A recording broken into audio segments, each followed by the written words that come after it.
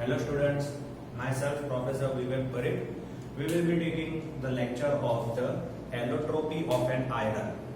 As we have gone through the things like how to generate an iron-carbon diagram and critical reactions of iron-carbon diagram, we have gone through the things. But now we will be focusing in today's lecture about the allotropy of an iron, which is the title of the chapter, that is allotropy of an iron. Now, what do you mean by an allotropy? Allotropy means nothing but the different forms of iron, which is occurring at different temperatures and percentage carbon, that are known as an allotropy of the iron. Now, as we are familiar with the allotropy of the carbon, there are two major allotropy of an carbon known as diamond and graphite. They are made up of carbon only, but the arrangement is different. In a diamond, one carbon is attached with the 4 different carbon atoms, and that another one carbon atom is attached with 4 more different carbon atoms. But basically, diamond is made up of a carbon only. Same way graphite. Graphite is also made up of a network of the carbon. Then there is a space left between the two different types of the spheres of the particular carbon networks. And this is how the graphite is made up of. So basically, carbon is having the two allotropes which are widely used. They are known as an particularly diamond and graphite. In the same way, we are going for the allotropy of an iron, the allotropes of an iron. So, as we are knowing, this is the particular iron-carbon diagram. So, how allotropy of an iron? If you are knowing this diagram perfectly, then your allotropy form of the iron is also going to get very simple. And I am telling you the fact that if you are knowing the whole iron-carbon diagram, then it will be very easy for the upcoming lectures also to know about the states. So in each and every form of this chapter, you are always required with the iron-carbon equilibrium diagram. So now, moving forward for this particular thing, that is allotrope, for that, if you want to go for the allotropy form of the iron, we have to go for the once again U-shaped frame. Now, the same way, here there will be a temperature that is in a degree Celsius, and here there will be a percentage of the carbon. But we are less interested in this thing. Now, for going for the particular different forms of the iron, let us go for the zigzag manner in such a way. So let us go for this thing. So starting from the top, just correlate this diagram. From the top, we are having a 100% pure iron line only we are going. So assume your form of the purest iron form, in which 0% carbon is present. Now, moving in this way, what is the highest peak? Which form is present over here? That is the liquid state. So the first phase here, that will be about your liquid state. Here, there will be a particular thing that the time you can also write it down, that with the increase in the time also you can go, or you can also go for the percentage of carbon. Now, liquid state, this temperature will be what? Here there is a transition temperature. So liquid is now converted in which thing? That is known as a delta iron. That is known as a delta. And why? Because if you are here from a liquid, next portion comes, that is the delta.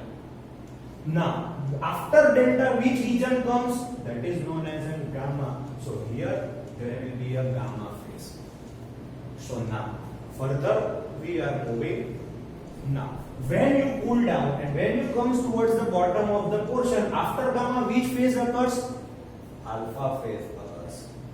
And then once again the alpha phase occurs. You have to write alpha phase for 2 times. We will be seeing why we are writing it alpha phase for the 2 times. Now, this is the basic thing. You have to only follow this particular line for the different phases. And here we have written the different phases: liquid, delta, gamma, and alpha. Now the temperature. Temperatures are important in this. when this liquid is transformed into delta, that is 1539. So this temperature is 1539. Now, delta portion lies till 1400. That means this line is nothing but 1400. Gamma stays till 910 degree. We are always talking of the pure iron, so don't get confused with this point. We are only dealing with the pure form of the iron, so it is up to 910 austenite. So here austenite stays till 910 degrees Celsius. So clear up to this, and then we can see that 910 to the room temperature, this particular alpha is remaining. So beyond this gamma, there is an alpha region. Now, this line you have to go, that is 768 degrees Celsius is there. 768 degrees Celsius. We will come over this temperature afterwards, but before going towards that, we will see all the phases or the allotropic form of the carbon. And this diagram is known as an allotropy of an iron. Basically, it is nothing but it has derived from this particular whole iron carbon equilibrium diagram. Now, let us discuss all these factors about the things in the detail of that particular thing. The first one, that is the liquid region. So, in writing, what is the main important points? The liquid region. Liquid region, that means you can write that what is the melting point of your pure iron? Melting point of the pure iron is 1539 degrees Celsius. And we can also write it down that above 1147 degrees Celsius, liquid is also available at 4.3 carbon. So, for a liquid state, the ranges will be above 1147 degree, or for the purest form of iron, it will be 1539 degrees Celsius. So this was the very first form, that was known as a liquid state. Now comes the second state, or the second form, that is known as a delta iron. Now about the delta iron, we will be seeing, writing the first one, that is which is the range of the delta iron. You can see the delta iron range is from 1539 degrees Celsius to 1400. In fact, we can also come over this thing, 1539 to 1400 degrees Celsius. You can get the delta iron. So delta iron in its pure form ranges between these two temperatures. Maximum solubility of iron. Maximum solubility of iron, or you can say carbon in iron, because solute is added in the solvent. So carbon in an iron will be 0.1. So in a delta iron, maximum solubility of carbon is 0.1% only. So that will be your second point.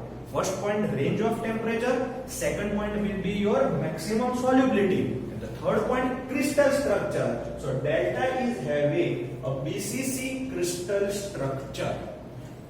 Your delta iron is BCC crystal structure. And the fourth one, it is a non-magnetic property iron. It do not have a magnetism in it. So these were the points about your delta iron. The temperature range, maximum solubility, third one magnetic property, fourth one crystal structure. Same way, moving forward for the third one, that is known as an austenite. The third one, that is known as an austenite, or you can say the gamma. So first point, what will come? It will be the range of the temperature. What will be the range of the temperature in the purest form? It lies from 1400 to 910 in its pure form. 1400 to 910, you will get your gamma. Clear? What is the maximum solubility of carbon? Maximum solubility of the carbon is 2%. That maximum 2% carbon can be there in a pure form of an austenite phase. Now going for the crystal structure, it has an FCC crystal structure. Your gamma phase has your FCC crystal structure.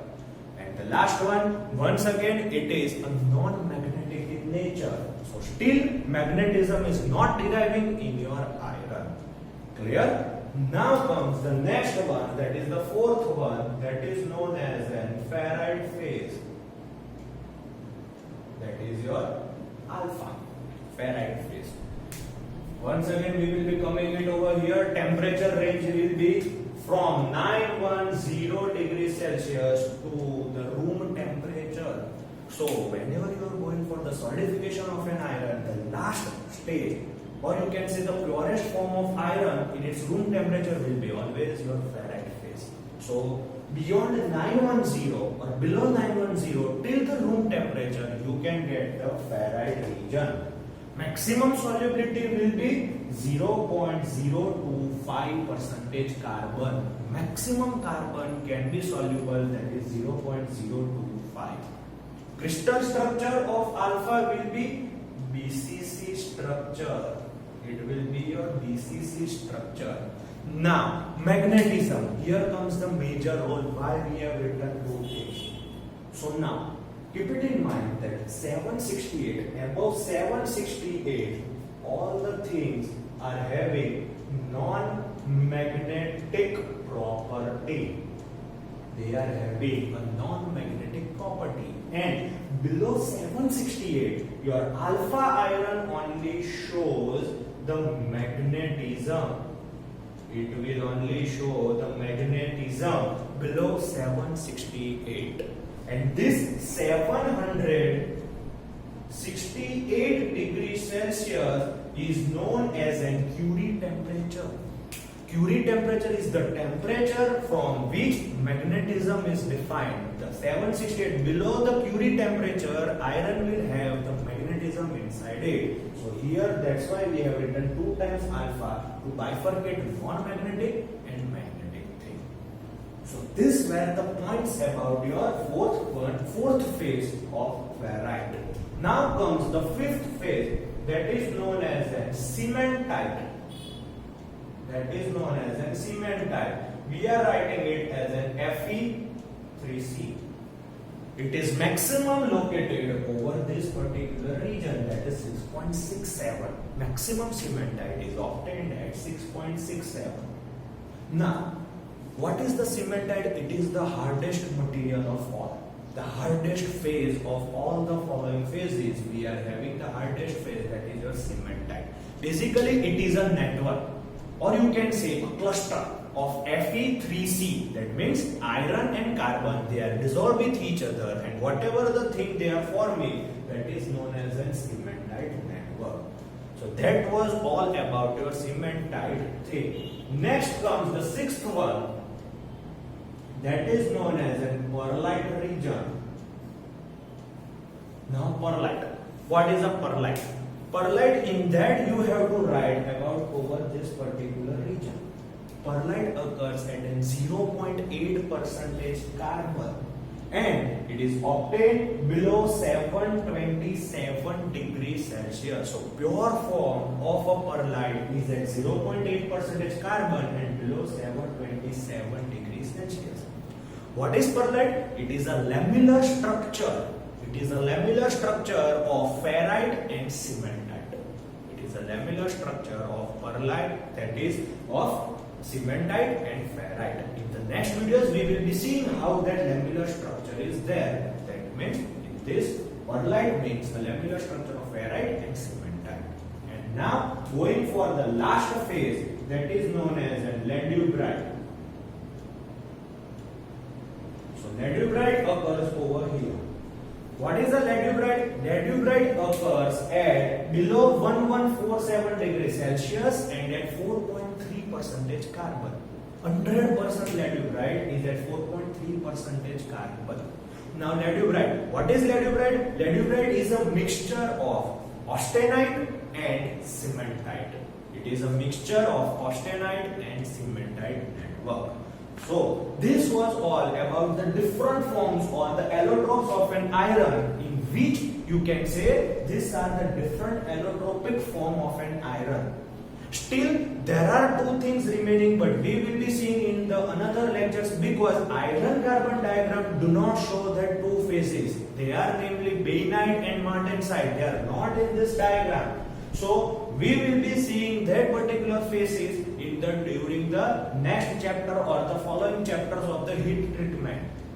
And this was all about the allotropy of an iron. Now you will be knowing or you will be having a question that this is the perfect diagram, but no, there are certain limitations of this diagram. There are many limitations. The major one, its whole name is iron carbon equilibrium diagram. And in our today's world, equilibrium thing does not exist because there is a temperature change in the day and in the night. So you cannot say that this diagram is the perfect, because this diagram will be shifting right left according to the temperature. So the first minus point of this, that this is the equilibrium diagram. And the second major drawback of this, it is not showing the way of cooling, means which phase will occur according to the cooling of the iron. Whether you go for the rapid cooling, then what will happen? If you go for the slow cooling, then which phase occur? This diagram will not show you that particular information. So these were the drawbacks of the iron carbon equilibrium diagram.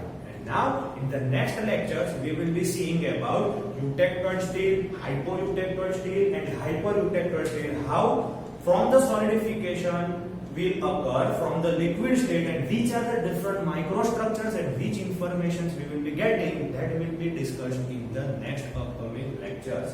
Thank you.